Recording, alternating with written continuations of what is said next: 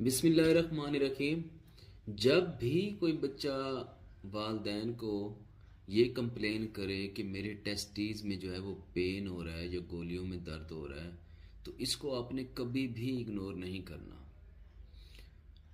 क्योंकि testicular torsion में ये होता है कि गोलियां जो होती हैं वो ट्विस्ट कर जाती हैं, वो घूम जाती हैं या मुड़ जाती हैं, जिसकी वजह से अक्सर स्कूल गोइंग बच्चे जो बड़े होते हैं 8 साल के, 10 साल के, 15 साल के, वो ये कंप्लेन करते हैं। और जब भी बच्चा ये सवेयर पेन की कंप्लेन करे तो फ़ौरन जो है 6-7 घंटे के अंदर पीडियाट्रिक सर्जन को दिखाना चाहिए, ताकि वो टाइमली ऑपरेट हो जाए और उससे ये होगा कि बच्चे का नुकसान होने से बच जाएगा। लेकिन अगर ड्यूरेशन ज़्यादा हो गया तो टेस्टिकुलर टॉर्जन के अंदर या टेस्टिकल का ट्विस्ट कर जाना फिर वो टेस्टिकल लॉस का बायस बनता है।